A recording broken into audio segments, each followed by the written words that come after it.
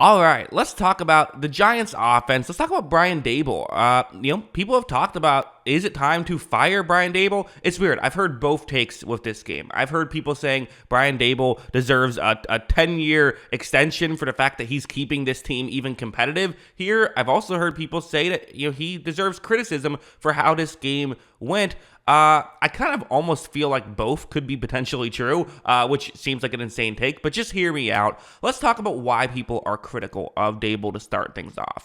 Daboll, very conservative in this game. Even when Tyrod Taylor was here, 3rd down and 4, this situation, it's going to be just a wide receiver screen. They're not trusting Tyrod Taylor on this 3rd and 4 situation. As you see, Taylor is going to flip the ball over to Saquon Barkley. Saquon Barkley got a lot of touches in this game. Brian Daboll's mindset was clearly get the ball to Daboll as much as possible, or excuse me, get the ball to Saquon as much as possible, which, not the worst strategy in the world. Didn't work out here, though. It does always leave a sour taste in your mouth when you're just watching the game. If you see your team in a 3rd and 4, they go with a screen pass and don't get it. Almost feels like you didn't give yourself a chance right there, even though obviously you did. Got to execute the screen pass, which, is part of it. But going over here, this was the real critiques of Daboll I saw. So, getting to pause it here to set up the situation, because game situation is kind of what's going to be key here. It's a 3rd down and goal at the New York Jets 10-yard line. So, okay, 3rd and goal, you have Tommy DeVito here, not Danny DeVito, like Kyle called him on the podcast. Tommy DeVito, which, listen, I don't know. I feel like to some degree, how much can we really criticize a head coach for not calling great plays for Tommy DeVito, right? How much is that fair?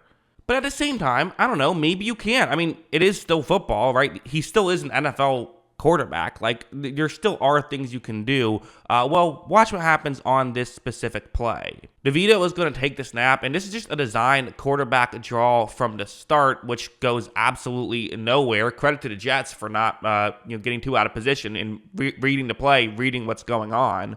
And in many ways, I do understand the logic behind it. Now, there was actually a penalty. They scored a touchdown on this drive, but I do kind of understand the logic behind it. Hey, let's not waste the 3 points just on a potential of potentially getting 7. I can see the logic behind it, but I also think that a lot of Giants fans sort of feel like when you play not to lose, you end up not winning, right? You have to, at a certain point, you have to be able to make plays, and kind of like what I talked about with that last play, it's one of those situations where it just leaves a sour taste in your mouth. When you kind of, on this situation, if they didn't get a penalty and weren't able to get the 1st down, you'd kind of be sitting there just sort of feeling like, we had this opportunity, we got goal to go, and we just, didn't even give ourselves a chance on 3rd down. We just ran a quarterback draw that went for nothing. I can see why Giants fans were frustrated. Giants fans were chanting, let him throw.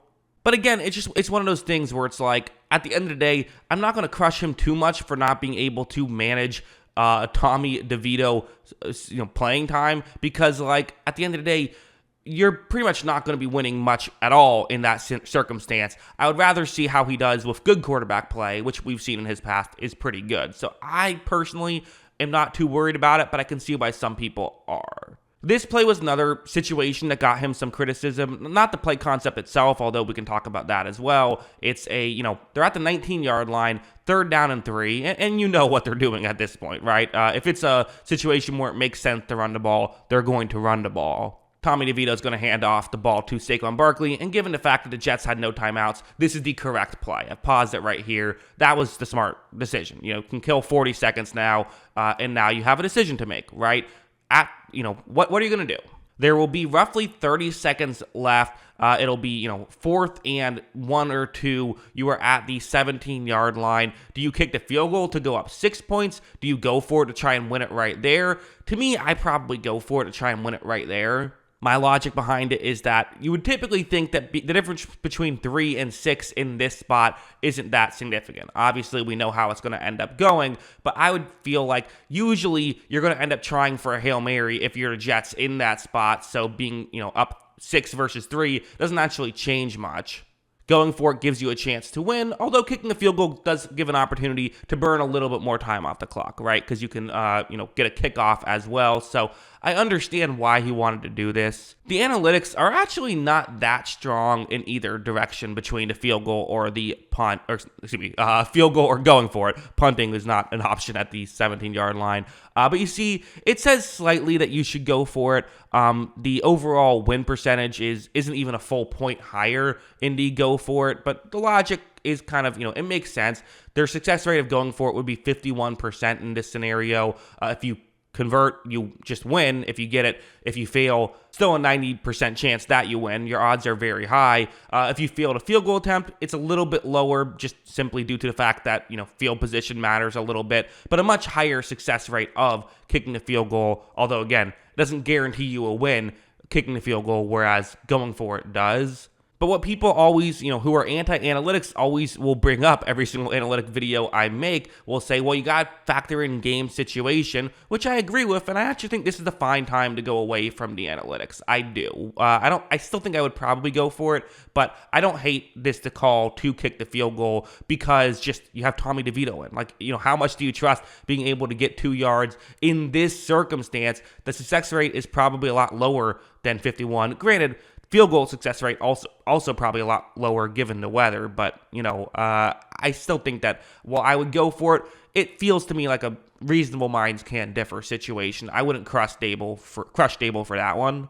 This next play is one that, I haven't really heard people criticize too much, but to me, this is a play that really deserves criticism. So it's Kayvon Thibodeaux in this situation. And again, so there's the missed field goal, 24 seconds left now. The Jets have no timeouts.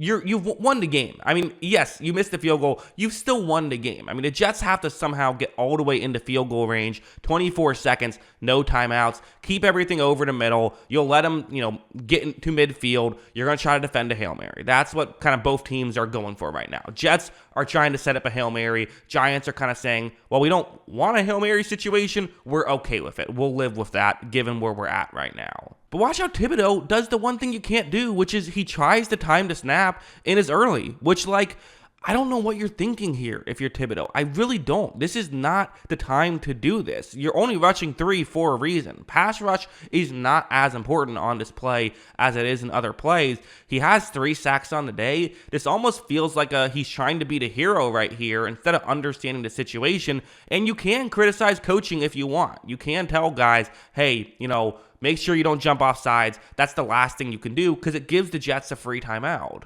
Because watch how Zach Wilson's going to then throw the football down the field. They get this big completion over the middle. And, typically in this situation, you'd be looking at, okay, they have to run over and spike the ball. You only have 1 play left. You have to throw a Hail Mary. But because the clock stops now due to the penalty, they declined the penalty and were able to get all those yards. The Jets don't win this game if Thibodeaux doesn't jump off sides. Thibodeaux, great player, had 3 sacks in this game, but that was without a doubt a mistake. So again, which could fall under coaching. So yeah, that's kind of my thoughts on Daboll is I don't know. When things are going poorly, the coach is going to get the blame. It is what it is. But I still think the pros outweigh the cons here with Daboll. I do think that, again, I get why he's getting criticism just because that's how the world works. But I don't know. Again, if he struggles at play calling when Tommy DeVito is his quarterback, okay, that's fine. That's a little knock against you for sure. But it's nothing I would criticize too strongly or be like, oh no, we can't have him as a head coach because when his 3rd string quarterback is in, he maybe wasn't aggressive enough.